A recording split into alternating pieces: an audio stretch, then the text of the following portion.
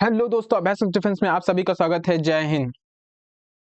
आज हमारी पॉलिटी की उस टॉपिक की बारी है जिस टॉपिक का इंतजार आप सभी को बहुत ही बेसब्री से था, और वो टॉपिक है parliament. Yes ladies and gentleman, now अब हम पार्लियामेंट के टॉपिक को शुरू करेंगे।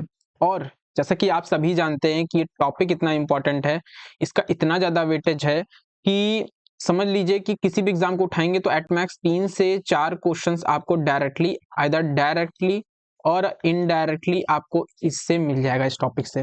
But at the same time इतना ज्यादा इसका इंपॉर्टेंस है, एट द सेम टाइम ये क्या है, ये टॉपिक टॉपिक बहुत ज्यादा ब्रॉड भी है, मतलब बहुत ज्यादा वाइड है। अब जब वाइड है तो इसे 1-2 लेक्चर्स के थ्रू तो करना मुश्किल भी नहीं है। अगर हम करने जा रहे हैं 1-2 लेक्चर्स के थ्रू तो ये कॉम्प्रोमाइज हो जाएगा क्वालिटी से, तो आप क्या नहीं कर पाओगे, आप क्वेश्चंस को नहीं कर पाओगे एग्जाम में। तो मैं चाहता हूँ क्वालिटी मेंटेन रहे, आप सब कुछ अच्छे से करो। तो मैं क्या करूंगा, इसको ऑलमोस्ट 3 से 4 पार्ट्स में खत्म कर दूंगा, ठीक है। और 2 से 3 क्वेश्चन तो आपके पॉलिटी के यहीं से ही आ जाएंगे, ठीक, एट मैक्स। ठीक है, चलिए, मिनिमम इतने तो पढ़ेंगे, बाकी इनडायरेक्टली जो सॉल्व है वो तो है ही नहीं, डायरेक्टली तो इतने होंगे उनको तो गिन ही नहीं रहा हूं मैं। तो चलिए शुरू करते हैं पॉलिटी के अपने इस पार्लियामेंट के टॉपिक को, ठीक है। और अगर आप लोग जो लोग नए हैं तो उन्हें बता दें, this video is a part of our freezed batch for CDS and CAPF aspirants. And इससे पहले पॉलिटी की हमने ऑलमोस्ट 13 लेक्चर्स खत्म कर दिए हैं। दिस इज द 14 लेक्चर, ये 14th लेक्चर है, ठीक है। अगर आपने हमारे पुराने लेक्चर्स को नहीं देखा है तो उनको जाकर के देखिए। इस लेक्चर्स का क्लास का नोट्स लेने के लिए आप हमारे टेलीग्राम चैनल को फॉलो कर सकते हैं, जिसका लिंक हमारे चैनल में आपको मिल जाएगा, ठीक है। अभ्यास डिफेंस के नाम से आप सर्च करेंगे तो टेलीग्राम पे भी आपको मिल जाएगा, ठीक है। तो ये नोट्स आपको, ये नोट्स देख रहे हैं और साथ में पॉलिटिक अब तक जितना करवाया गया उन सबका नोट्स हमारे टेलीग्राम में आपको मिल जाएगा, ठीक है।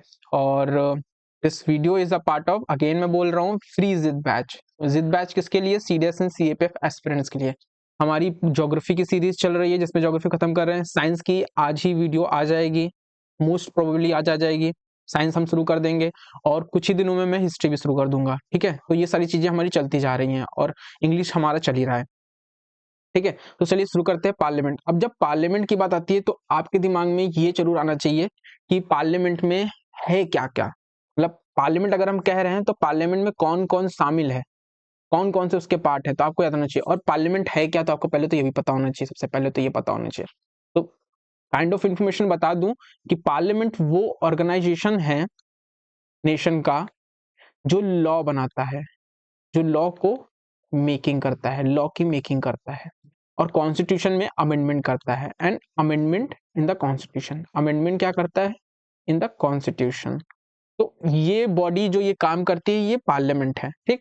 तो ये यूनियन लेवल पे है, सेंट्रल लेवल पे है, स्टेट लेवल पे इन्हें क्या कहते हैं, लेजिस्लेटिव। स्टेट लेवल पे इनका नाम क्या हो जाएगा, लेजिस्लेटिव असेंबली या लेजिस्लेटिव काउंसिल। जहां पे काउंसिल्स होंगी तो वहां पे लेजिस्लेटिव काउंसिल हो जाएगा, और असेंबली होगा तो वहां असेंबली हो जाएगा, ठीक है। जहां पे काउंसिल होगी तो वहां पे काउंसिल भी होगी, और जहां पे काउंसिल नहीं होगी वहां तो केवल असेंबली ही होगी, ठीक, ठीक है। तो ये चीज याद रखिएगा। अब पार्लियामेंट जब मैं कह रहा हूं तो पार्लियामेंट में कौन कौन शामिल होता है, तो there is a 3 parts in the parliament, याद रखिएगा। अब वो 3 पार्ट्स पार्लियामेंट के क्या क्या हैं उनको समझना जरूरी है कि 3 पार्ट क्या है। तो पहले क्या है, प्रेसिडेंट। मैंने आपको प्रेसिडेंट पढ़ा रहा था तो मैंने आपको बताया था कि president is the part of parliament, president parliament के पार्ट है, ठीक है। Just a minute, just a minute, now start. Yes, तो पार्लियामेंट के पार्ट कौन है, प्रेसिडेंट है। इसके बाद और कौन कौन पार्ट है, तो राज्यसभा, राज्यसभा पार्लियामेंट का पार्ट है, जिसे हम काउंसिल ऑफ स्टेट्स भी कहते हैं, और जिसे हम और क्या कहते हैं, हम अपर हाउस कहते हैं, जो अभी आपको फ्रिक्वेंटली सुनने को मिलेगा, अपर हाउस, और आगे के वीडियो में देखने को मिलेगा। तो तीसरा कौन सा पार्ट है, लोकसभा, लोकसभा इसका पार्ट है, जिसे हम हाउस ऑफ पीपल भी कहते हैं। ये कौन सा हाउस है, this is the lower house, ठीक, याद रखिएगा। तो लोअर हाउस कौन है, लोकसभा। अपर हाउस कौन है, राज्यसभा।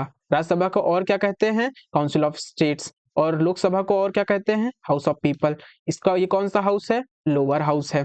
कौन, और पार्लियामेंट के कौन कौन से पार्ट्स हैं, एक प्रेसिडेंट है, एक काउंसिल ऑफ स्टेट्स है, एक हाउस ऑफ पीपल है, ठीक। ये पार्ट हैं किसके, पार्लियामेंट के, ठीक है। चलिए अभी तो हो गया। अब क्वेश्चन में आपसे ये भी पूछ सकता है स्टेटमेंट में कि बताइए कि पार्लियामेंट के जो प्रोविजन है वो किस पार्ट में है कॉन्स्टिट्यूशन के, तो ये याद रखेगा पार्ट 5 है, ठीक। दूसरा पूछ सकता है कि कितने से कितने आर्टिकल में है, तो याद रखिएगा आप 79 से 122 तक है। इस चीज को भी याद रखिएगा, ठीक है, बहुत ही बेसिक चीज है। इंडियन कॉन्स्टिट्यूशन डील करता है with the provision related to parliament of India. ठीक। अब ये आर्टिकल क्या कह रहा है कि इंडियन कॉन्स्टिट्यूशन डील करता है with the provision related to parliament of India and including its organization, composition, duration, officers और procedure, privileges, powers and other related aspects। मतलब इतने से इतने 79 से 122 आर्टिकल कॉन्स्टिट्यूशन का और पार्ट 5 ये पूरी तरीके से पार्लियामेंट से ही डील करता है। अब पार्लियामेंट में ये क्या डील करता है, इसका ऑर्गेनाइजेशन कैसे होगा, मतलब ये पार्लियामेंट कैसे बनेगी, इसमें कौन कौन शामिल होगा, इसका कंपोजिशन कैसे होगा, इसका ड्यूरेशन कितना होगा, मतलब इसके जो जितने भी जैसे जैसे ये आपका काउंसिल ऑफ हाउ स्टेट्स है, हाउस ऑफ पीपल है, इनका क्या ड्यूरेशन होगा, कितने समय तक ये रहेंगे, ठीक है। ऑफिसर्स इसके कौन कौन से होंगे, इसकी प्रोसीजर क्या होंगे जिसके थ्रू ये चलेगा। तो ये सब चीजें कहाँ पे हैं, ये सब इसी आर्टिकल के अंदर ही आपको मिल जाएंगे और पार्ट 5 में मिलेंगे, ठीक है। इतनी चीजें आगे चलिए अब आगे बढ़ते हैं। दूसरा पॉइंट क्या कह रहा है कि राज्यसभा मतलब काउंसिल ऑफ स्टेट्स। अब हम देखिए यहाँ तो मैंने आपको पार्लियामेंट का ओवरव्यू दे दिया, उसके आर्टिकल, उसके पार्ट का एक्सटेंशन है, कौन कौन शामिल है, पार्लियामेंट क्या है, मैंने वो सब बता दिया। अब हम यहाँ एक एक चीज को, प्रेसिडेंट को तो हम डिकोड कर ही चुके हैं पहले की अपनी वीडियो में, ठीक। एक एक पार्लियामेंट के जो पार्ट हैं, 3 पार्ट हैं, तो उनमें से एक प्रेसिडेंट वाले को तो हम डन कर चुके हैं अपने प्रेसिडेंट की वीडियो में। अब हम एक एक करके करेंगे। अब ये नेक्स्ट बारी किसकी है, राज्यसभा की। इस वीडियो में आप प्रॉपरली केवल राज्यसभा के बारे में पढ़ोगे, ठीक। नेक्स्ट पार्ट में हम क्या करेंगे, लोकसभा के बारे में पढ़ेंगे नेक्स्ट वीडियो के पार्ट में। और थर्ड पार्ट में हम क्या करेंगे, इन दोनों का मिक्सअप, जो भी अदर प्रोविजंस होंगे उन्हें हम कंप्लीट करेंगे, प्लस कुछ लॉज जैसे बनते हैं उनको देखेंगे। तो इन सब चीजों को करेंगे, तो इसलिए मैं कह रहा हूँ इसकी 2 से 3 वीडियोस आएंगी और जो अच्छे से चीजों को खत्म कर देंगे, ठीक है। इसके बाद पार्लियामेंट आपको कहीं से पढ़ने की जरूरत नहीं पड़ेगी, केवल जाइएगा, जब ये पूरा हो जाए, जब तीनों वीडियो हो जाए, तब जाकर के क्वेश्चन पिक करना शुरू कीजिएगा, ठीक है। मैं खुद दूंगा, तो लोग नए हैं बता दूं, टेलीग्राम चैनल पे हमारे आपको इनके नोट्स, मतलब इसके नोट्स तो मिलेंगे, साथ में हम सेक्शन वाइज टेस्ट भी करा रहे हैं, सेक्शनल टेस्ट, ठीक है, तो उनको भी अटेम्प्ट कीजिएगा, ठीक है। राज्यसभा मतलब काउंसिल ऑफ स्टेट्स। अब राज्यसभा, अब बारी किसकी है, सेकंड नंबर पे काउंसिल ऑफ स्टेट। तो अब काउंसिल ऑफ स्टेट मतलब राज्यसभा को हम डिकोड करते हैं कि राज्यसभा तो क्या है, वो कैसे है, उसका ऑर्गेनाइजेशन कैसे है, उसका कंपोजिशन कैसे है, जो ये चीज बातें यहाँ कही गई थी ना, तो उनको हम एक एक करके देखेंगे कि राज्यसभा का ऑर्गेनाइजेशन कैसे है, कंपोजिशन कैसे है, ड्यूरेशन कैसे है, ऑफिसर कौन कौन से हैं, इसका प्रोसीजर क्या है, ये सब चीजें देखेंगे हम, ठीक है। तो सबसे पहले क्या है, Rajya Sabha is the upper house. मैंने यहीं पे बताया था आपको कि राज्यसभा कौन सा हाउस है, तो राज्यसभा अपर हाउस है ऑफ द बाइकैमरलिज्म पार्लियामेंट। इस बाइकैमरलिज्म का मतलब ये है कि 2 हाउस हैं। बाइकैमरलिज्म जहां पे भी लिखा होगा, जैसे कई स्टेट्स में बाइकैमरलिज्म चलता है। जब मैं आपको इंडियन कॉन्स्टिट्यूशन का फीचर बता रहा था, तो मैंने बताया था कि बाइकैमरलिज्म लेके चलते हैं, हम बाइकैमरलिज्म लेके चलते हैं। तो उस बाइकैमरलिज्म में क्या था, बाइकैमरलिज्म में ये होता है कि हाउस जो होता है, लेजिस्लेटिव बॉडी होती है, उसके 2 पार्ट होते हैं, एक अपर हाउस, एक लोअर हाउस। जहां पे अपर हाउस और लोअर हाउस दोनों होते हैं, उन्हें क्या कहते हैं, बाइकैमरलिज्म। और जहां पर केवल एक हाउस होता है, लोअर हाउस, अपर हाउस नहीं होता है, वो हाउस क्या कहलाता है, वो बाइकैमरलिज्म नहीं होगा, वो यूनिकैमरलिज्म होगा, ठीक है। तो ये चीज होता है, ठीक, याद रखिएगा। तो बाइकैमरलिज्म हम कह रहे हैं, इसका मतलब है 2 हाउस है। तो राज्यसभा अपर हाउस है ऑफ इंडियाज बाइकैमरल पार्लियामेंट। तो बाइकैमरल पार्लियामेंट मतलब क्या, पार्लियामेंट के 2 हाउस हैं, एक लोअर, ठीक। तो ये चीज याद रखिएगा, एक एक चीज को मैं तोड़ के चलूंगा, ठीक है। Composition of Rajya Sabha. अब राज्यसभा का कंपोजिशन का मतलब क्या है कि भाई राज्यसभा कंपोज कैसे हुई है, कंपोजिशन का मतलब क्या है, तो राज्यसभा कैसे बनी है। तो राज्यसभा की फिक्स स्ट्रेंथ है, मतलब उसकी स्ट्रेंथ फिक्स की गई है, किसने फिक्स की है, तो कॉन्स्टिट्यूशन ने फिक्स किया। आपसे क्वेश्चन पूछ सकते हैं कि constitution has fix the strength of the maximum strength. अब मैक्सिमम की जगह वो क्या कर देगा, आपसे एग्जामिनर क्या कर देगा, मिनिमम। कि कॉन्स्टिट्यूशन ने घुमाने वाले यहीं पे घुमाएंगे, मैक्सिमम की जगह मिनिमम कर देंगे, और कॉन्स्टिट्यूशन की जगह कर देंगे कि पार्लियामेंट। पार्लियामेंट फिक्स करता है किसकी, पार्लियामेंट ने फिक्स किया किसकी, राज्यसभा की स्ट्रेंथ को। इसकी जगह क्या लिख देंगे, मिनिमम लिख देंगे, एग्जामिनर यही करेगा। इन्हीं तरीकों से क्वेश्चन मोल्ड होते हैं, बस याद रखिएगा आप, ठीक। मैक्सिमम की जगह मिनिमम लिख देगा और कॉन्स्टिट्यूशन पार्लियामेंट की बॉडी लिख देगा, कोई बॉडी चेंज कर देगा जो आपको पहचानने में भी, रिमाइंड करने में भी यहाँ पे मतलब दिक्कत होगी, तो ऐसे वो मोल्ड कर सकता है, तो याद रखिएगा, ठीक है। कॉन्स्टिट्यूशन ने ही फिक्स की है मैक्सिमम, ना कि मिनिमम स्ट्रेंथ। मैक्सिमम स्ट्रेंथ क्या है राज्यसभा की, 250, मतलब 250 से ऊपर नहीं जा सकती है ठीक है, अभी सेंसस होने जा रहा है तो सेंसस के बाद स्टेट्स की पॉपुलेशन बढ़ेगी, तो और क्योंकि पॉपुलेशन के बेसिस पे ही राज्यसभा की सीट्स अलोकेशन होता है, तो जब अभी पॉपुलेशन के बाद अभी जब सेंसस कराया जाएगा, सेंसस के बाद जो पॉपुलेशन का डेटा आएगा वो बढ़कर आएगा, तो फिर इस स्ट्रेंथ को भी बढ़ाना पड़ेगा, वो फिर बढ़ाई जाएगी इस स्ट्रेंथ को, साथ में लोकसभा की स्ट्रेंथ भी बढ़ी जाएगी। तो इसलिए इनकी ये अभी अभी फिलहाल स्ट्रेंथ इतनी है मैक्सिमम, इससे ज्यादा नहीं हो सकती है, इससे कम हो सकती है। ठीक है, इस समय 245 के आसपास है। ठीक है, याद रखिएगा, पूछ ले तो 245 इस समय है, याद रखिएगा। अब जब ये 250 है मेंबर, तो इनमें से कौन से मेंबर कितने हैं, तो याद रखिएगा इनमें से 238 मेंबर जो हैं वो रिप्रेजेंटेटिव हैं स्टेट्स के और यूनियन टेरिटरीज के। याद रखिएगा, स्टेट्स और यूनियन टेरिटरी। जैसे मैंने आपको बताया कि राज्यसभा क्या है, राज्यसभा को जब मैंने अपनी पिछली क्लासेस थी तो मैंने उसमें आपको बताया था कि they represent the states, represent the states, represent states. कैसे स्टेट्स को रिप्रेजेंट करते हैं, तो बहुत ही सिंपल तरीका है।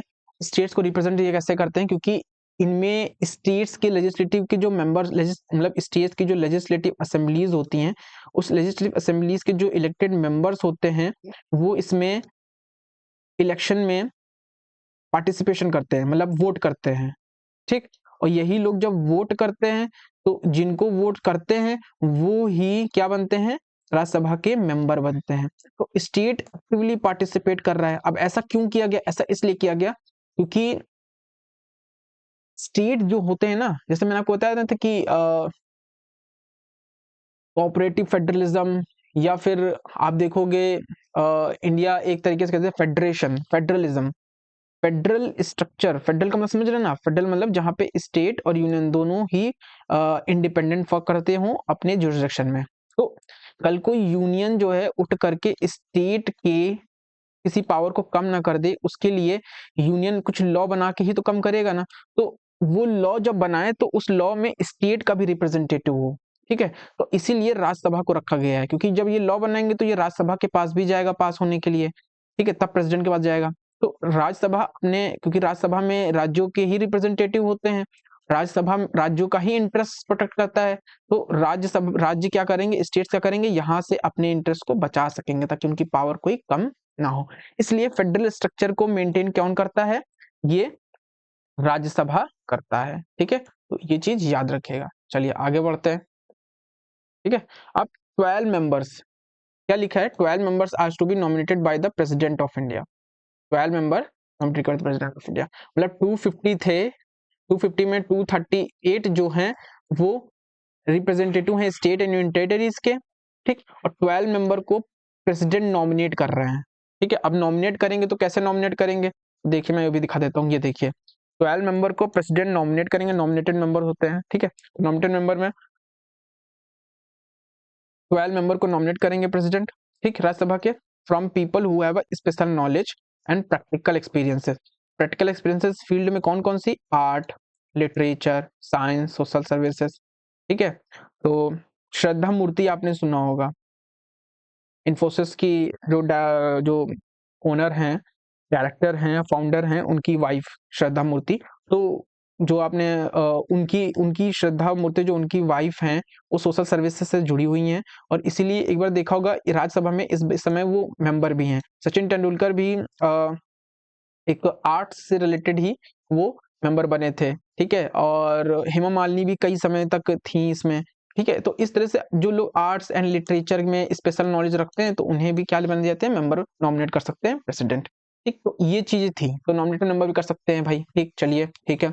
अब रिप्रेजेंटेशन ऑफ द स्टेट्स, अब हमने देखा ना यहाँ पे कि 238 मेंबर में स्टेट्स और यूनियन टेरिटरी के रिप्रेजेंटेशन है। ठीक है, चलिए तो अब रिप्रेजेंटेशन देखें कि स्टेट्स का रिप्रेजेंटेशन कैसे होता है, मतलब जो राज्यसभा है वो स्टेट के इंटरेस्ट को प्रोटेक्ट कर रहा है।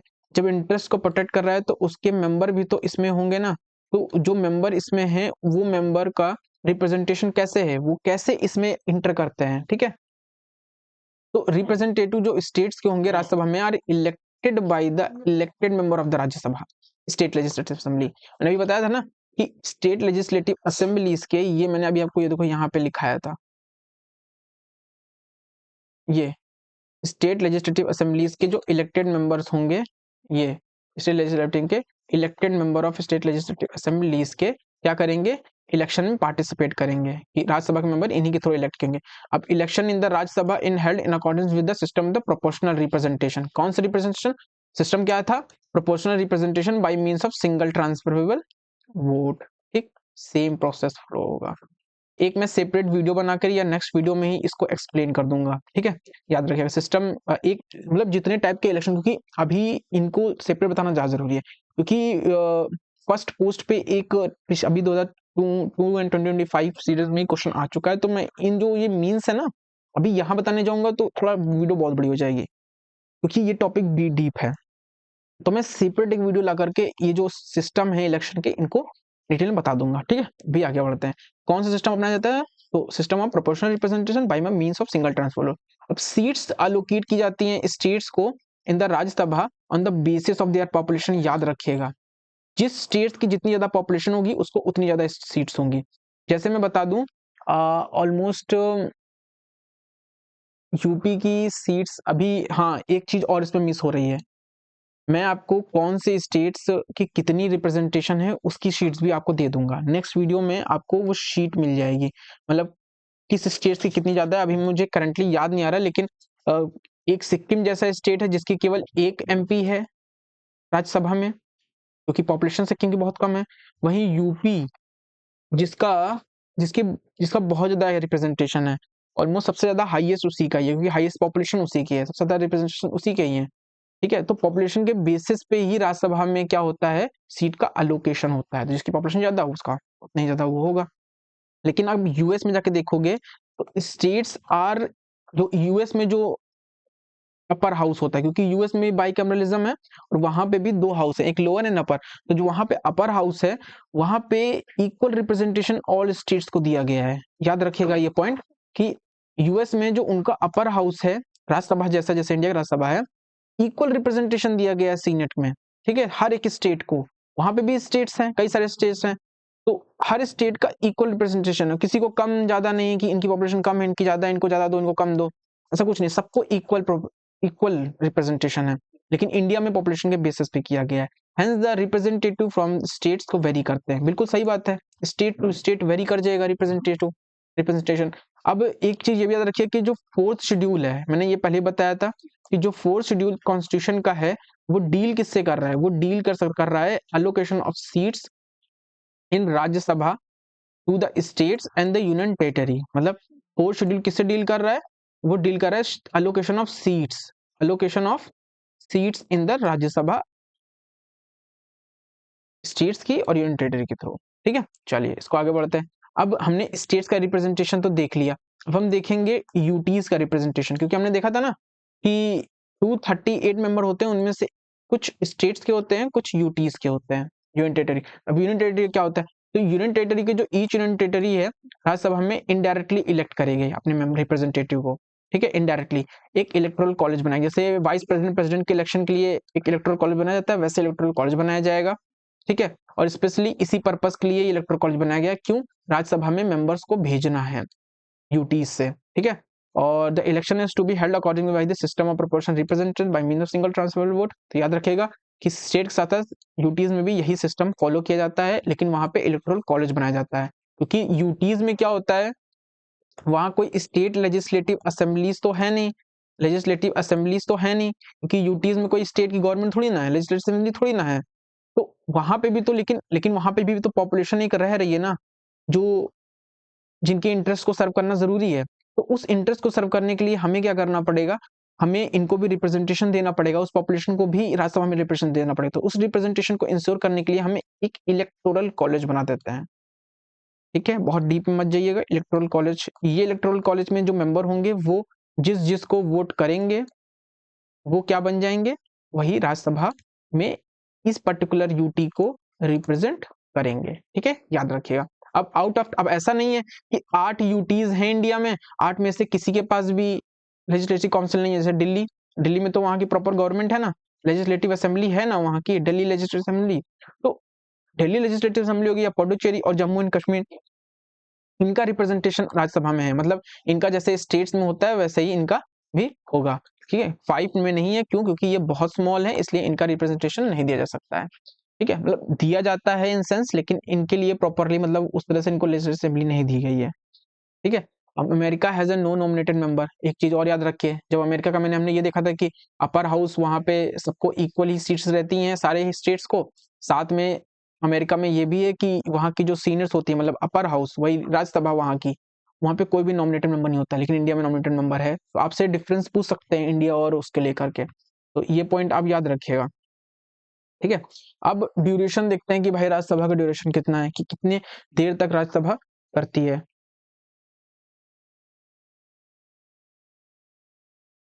तो राज्यसभा मैं बता दूं कि ड्यूरेशन का मतलब है कि कितना टेन्योर होता है, कब ये हाउस खत्म हो जाता है। तो एक चीज याद रखिए, खत्म नहीं होता है, ये कंटिन्यू चैम्बर है, ये कभी भी डिसॉल्व नहीं होता है लोकसभा की तरह। लोकसभा डिसॉल्व कर देता है लेकिन राज्यसभा डिसॉल्व नहीं करता है, ये कंटिन्यू चैम्बर है। और कंटिन्यू चैम्बर का मतलब ही यही है कि ये परमानेंट बॉडी है। ठीक है, नो सब्जेक्ट टू डिसोल्यूशन, इस पॉइंट को याद रखिएगा। ठीक, Indian constitution has not fixed, याद रखिए कॉन्स्टिट्यूशन ने इंडिया की फिक्स नहीं की है इनकी टर्म ऑफ ऑफिस, इनकी टर्म ऑफ ऑफिस को फिक्स नहीं की है राज्यसभा की, लेकिन इस चीज को छोड़ दिया, मतलब यहाँ कहने का यह मतलब कि इनकी टर्म कितने साल तक रहेगी, 5 साल तक, 6 साल तक, 7 साल तक, 8 साल तक, ऐसा कोई एज सच नंबर कॉन्स्टिट्यूशन ने फिक्स नहीं किया है इनके लिए। ये किसे दे दिया, ये छोड़ दिया है किसके ऊपर, पार्लियामेंट के ऊपर छोड़ दिया कि आप भाई फिक्स कर लेना नंबर। जो कॉन्स्टिट्यूशन मेकर्स थे उन्होंने इनके ऊपर छोड़ दिया। तो भाई जब इनके ऊपर छोड़ दिया तो पार्लियामेंट ने फिर एक लॉ बनाया, रिप्रेजेंटेशन ऑफ पीपल्स एक्ट। इस एक्ट को भी मैं इसी पार्लियामेंट की वीडियो में ओपन करूंगा कि इससे क्वेश्चन बहुत आते हैं, मोस्ट प्रोबेबली नेक्स्ट वीडियो में आपको मिल जाएगा। Provides that the term of the Rajya Sabha के मेंबर को शैल बी 6 ईयर होगा, मतलब 6 साल के लिए। तो जो 6 साल का नंबर है याद रखिए, कॉन्स्टिट्यूशन फिक्स नहीं करता है, this is fix by the parliament itself, क्योंकि कॉन्स्टिट्यूशन पावर इसको फिक्स करने की पार्लियामेंट को दे रहा है। ठीक है, authorise the president of India to make the provision of the order of the retirement और the member of the Rajya Sabha. अब किस ऑर्डर में कौन कौन रिटायर होगा, ये ऑर्डर बनाने का पार्लियामेंट ने ऑथराइजेशन दिया है किसको, प्रेसिडेंट को। ठीक, तो as per the current plan कि 1/3 मेंबर जो होंगे राज्यसभा के वो अपने आप हर दूसरे साल रिटायर हो जाएंगे। ठीक है, तो हर दूसरे दूसरे दो दो तीन तीन है, तो हर दूसरे साल 1/3 रिटायर होते चले जाएंगे, फिर इससे 1/3, फिर इससे 1/3, तो ये साइकिल चलता रहेगा। ठीक है, याद रखिएगा। And their seats are filled by the fresh election, और हर 2 साल में मतलब वो फ्रेश इलेक्शन किया जाएगा, और प्रेसिडेंट की नॉमिनेशन भी करता रहेगा हर एवरी 3rd ईयर में। हर तीसरे साल में याद रखिए, beginning of every 3rd year में, हर तीसरे साल में प्रेसिडेंट नॉमिनेशन भी करेंगे, और हर दूसरे साल में उसमें फ्रेश इलेक्शन भी, जैसे जैसे सीट खाली होती जाएंगी हर दूसरे साल में फ्रेश इलेक्शन करे जाएंगे। And retiring member of the Rajya Sabha are eligible for re-election and nominated. ठीक है, ये भी याद रखिएगा पॉइंट कि जो लोग रिटायर हो गए हैं राज्यसभा के मेंबर, वो एलिजिबल हैं, एक बार रिटायर हो गए हैं, इसका मतलब है कि क्या वो दोबारा इलेक्शन नहीं लड़ सकते हैं, फिर से मेंबर बन सकते हैं राज्यसभा के। ठीक है, और रीनॉमिनेट भी हो सकते हैं एनी नंबर ऑफ टाइम, कोई फिक्स नंबर नहीं है। ठीक है, अब it is noted that the unlike the Lok Sabha, Lok Sabha क्या है, उसे डिसॉल्व किया जा सकता है लेकिन राज्यसभा को नहीं किया जा सकता, hence it is the continuing chamber, जो मैंने ऊपर आपको बता दिया था। अब क्या है इलेक्शन का, इनका देख लीजिए। हमने तो देख लिया था कि इनडायरेक्ट इलेक्शन होता है। इनडायरेक्ट इलेक्शन मतलब कि जनता खुद इनको, पब्लिक इन्हें खुद मतलब सिलेक्ट नहीं करती है, इलेक्ट नहीं करती है, इन्हें पब्लिक जिस लेजिस्लेटिव असेंबली को स्टेट की इलेक्ट करती है, मतलब लेजिस्लेटिव इलेक्ट करती है, उनके मेंबर क्या करते हैं, उनके मेंबर इसके राज्यसभा के मेंबर्स को इलेक्ट करते हैं। ठीक, तो ये इनडायरेक्टली पब्लिक है, इनडायरेक्टली इलेक्शन है ना, ये लोग चुन रहे हैं, और इनडायरेक्टली इसीलिए इसे इनडायरेक्टली बोला जाता है। ठीक है, the member of the Rajya Sabha are elected indirectly and the Rajya Sabha member from the state elected member of legislative assemblies. ठीक है, वही जो मैंने बात बताई, लेजिस्लेटिव इलेक्ट होते हैं। और फिर Rajya Sabha members from the UTs are elected member of the electoral college, वही वही बात यहाँ पे आ रही है, इसको काट दीजिएगा अगर लगेगा आपको। कॉन्स्टिट्यूशन में इनको क्वालिफिकेशन क्या है, तो भाई सिटीजन होने चाहिए, मतलब आपको राज्यसभा का मेंबर बनना है, इलेक्शन लड़ना है, तो ये क्वालिफिकेशन होनी चाहिए। तो what qualification, citizen of India होना चाहिए। और कौन सी qualification, he must be subscribe oath and affirmation, जिसे प्रेसिडेंट ओथ एंड अफर्मेशन जिसे आपको स्पीकर करवाएगा। ठीक है, ओथ एंड अफर्मेशन आपकी स्पीकर करवाएगा। ठीक है, authorise by the election commission of India for this purpose, ठीक है। और he must be not less than 30 years age, तो 30 साल आपकी एज होनी चाहिए, ठीक है। मिनिमम 30 साल उम्र होनी चाहिए आपकी। और 25 साल ये लोकसभा के मेंबरशिप के लिए एज है। मस्त ये नंबर याद रखिएगा, 25-30 में बहुत लोग कंफ्यूज हो जाते हैं। क्वालिफिकेशन मतलब और भी जो प्रोसेस क्वालिफिकेशन जो पार्लियामेंट करे, पार्लियामेंट मतलब कोई प्रोसेस कोई क्वालिफिकेशन अगर प्रिस्क्राइब करती है तो उसको भी आपको फॉलो करना पड़ेगा। और ये जो क्वालिफिकेशंस हैं, ये क्वालिफिकेशन मैं आपको नेक्स्ट वीडियो में इकट्ठा बताऊंगा। और वो क्वालिफिकेशन सेम है राज्यसभा के एमपीज के लिए भी, सॉरी, लोकसभा के एमपीज, दोनों के एमपीज के लिए, मेंबर ऑफ पार्लियामेंट के एमपी मतलब मेंबर ऑफ पार्लियामेंट के लिए ये सेम है। इनको हम देखेंगे, ठीक है। चलिए इतनी है। अगले नेक्स्ट वीडियो में हम लोकसभा देखेंगे, इसी तरह लोकसभा के सारे पार्ट्स को देखेंगे, उसके स्ट्रक्चर इन सब चीज़ों को। फिर हम साथ में रिप्रेजेंटेशन ऑफ पीपल एक्ट को भी देखेंगे, और जो उनके डिस्क्वालिफिकेशन कैसे होते हैं, ये चीज़ बहुत ज़्यादा ज़रूरी है, ठीक है। तो उन सब चीज़ों को देखेंगे, कॉन्स्टिट्यूशनली कैसे डिस्क्वालिफिकेशन होते हैं और रिप्रेजेंटेशन ऑफ पीपल एक्ट के थ्रू कैसे होते हैं, तो उस चीज़ को डिटेल देखेंगे। चलिए तब तक के लिए जय हिंद, see you again tomorrow next video, ठीक है। चलिए बाय।